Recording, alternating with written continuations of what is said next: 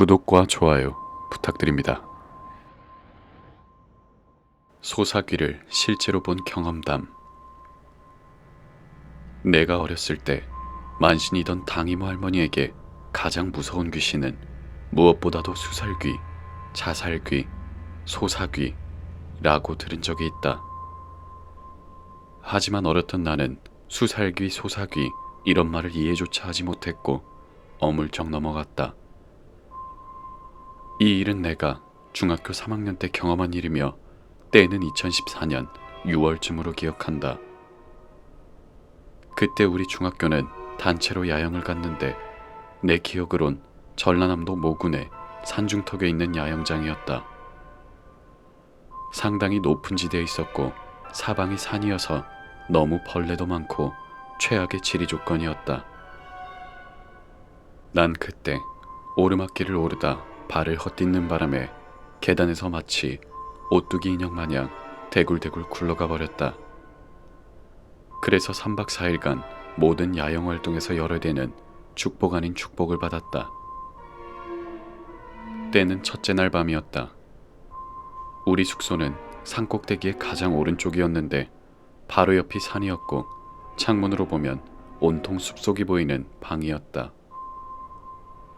밤 11시쯤 다들 고단한 하루를 보내고 골아떨어졌는데 자꾸만 밖에서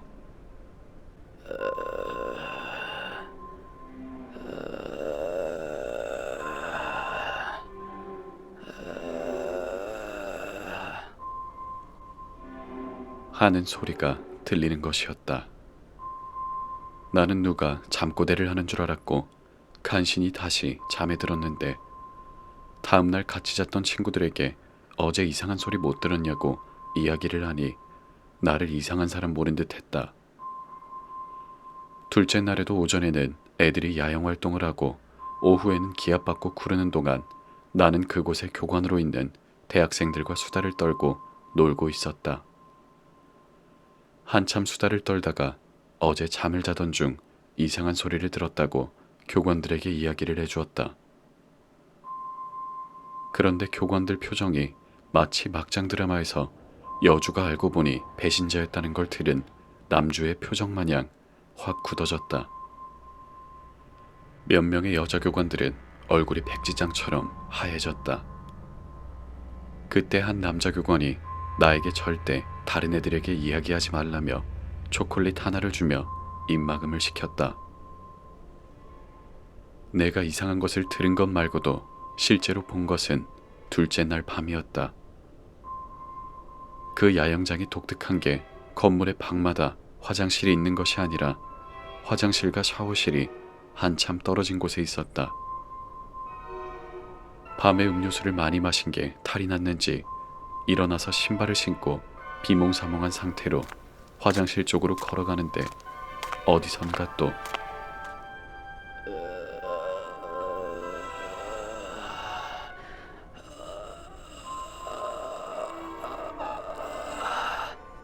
하는 소리가 들렸다.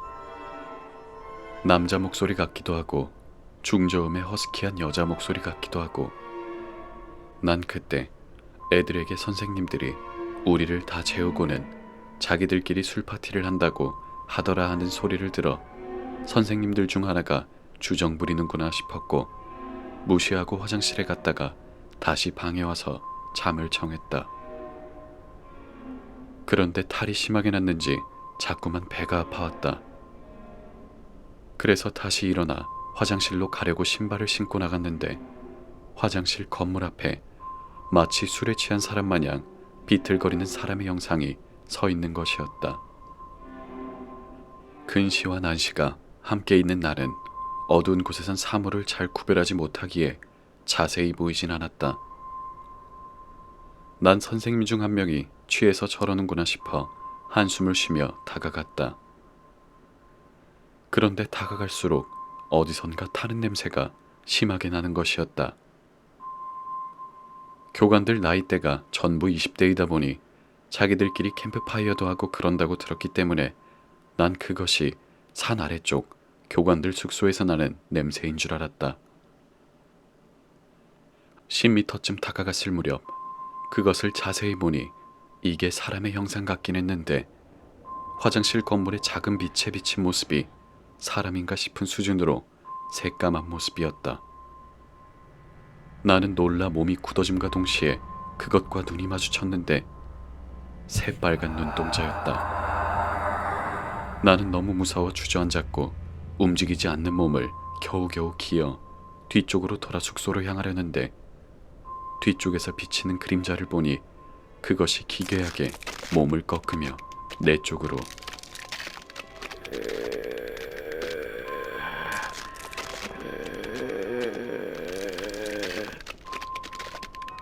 소리를 내며 다가오는 것이었다. 순간 이대로는 죽겠다 싶어 엄청 빠르게 기어 허둥지둥 신발도 못 벗고 방에 들어와 문을 잠근 뒤에 뜬 눈으로 밤을 샜다. 난 내가 겪은 걸 다른 애들에게 이야기를 해주고 싶었는데 남자 교관이 한 말이 기억나 내가 헛것을 봤나 싶어 셋째 날에도 아무런 말을 하지 않고 아무 일 없다는 듯 티도 안 내고 잠을 잤다. 그런데 그날은 유독 푹 자고 있었는데 밖에서 여자애들의 비명소리가 나는 것이었다. 한밤중에 그것도 여학생들 비명소리가 들리니 전교생과 선생님들이 다들 뭔 일 있나 싶어 뛰쳐나갔다. 밖으로 나가보니 여자애 4명 중 2명은 거품을 물고 기절해 있었고 나머지 2명은 넋이 나가 있었다. 마치 어제의 나를 보는 듯했다. 선생님들이 일단 애들을 다 방으로 돌려보내고 다음날 퇴소를 하니 아무 일 없다는 듯 이를 덮고 지나갔다. 그렇게 1년이 지나고 그러니까 그 다음에 내가 고등학교 1학년 때였다. 그 4명의 여자애들 중 1명과 같은 학교, 그것도 같은 반이 되어 이야기를 들을 수 있었다. 그날 마지막 날이라고 늦게까지 수다를 떨던 애들 중 1명이 화장실에 가고 싶어졌고 혼자 가기에는 무서우니 그날 있었던 4명이서 몰려가기로 했는데 화장실 앞에 사람 형체가 흐물거리듯 있더라는 것이었다. 그 아이들도 워낙 어두우니 저것이 무엇인지 몰랐는데 눈이 어둠에 익숙해지자 내가 본 것처럼 새까맣게 그을린 사람의 형체였다는 것이었다. 그것은 나에게 했던 것처럼 이상한 소리를 내며 쫓아와 도망치다 결국엔 기절했다는 것이었다. 나는 그 뒤로 그 이야기는 잊고 살았었는데 재작년 대학생이 되면서 다시 떠올리게 되었다. 학교 단과대에서 근로장학생으로 아르바이트를 하게 되었는데 그 남자 교관이 대학원생이 되어 우연히 다시 만나게 되었다. 그래서 내가 먼저 말을 걸어 4년 전에 모모 야영장에서 일하던 그분 맞죠? 라고 이야기를 걸고 어쩌다 같이 밥도 먹게 되었는데 나는 그 이야기를 해주었다. 그런데 그 교관이었던 사람이 자신도 들은 이야기론 2002년 즈음에 그곳에서 일하던 교관 한 명이 캠프파이어 준비를 위해 나무 목재에 신화를 붓고 불을 붙이는 과정이 있었다고 한다.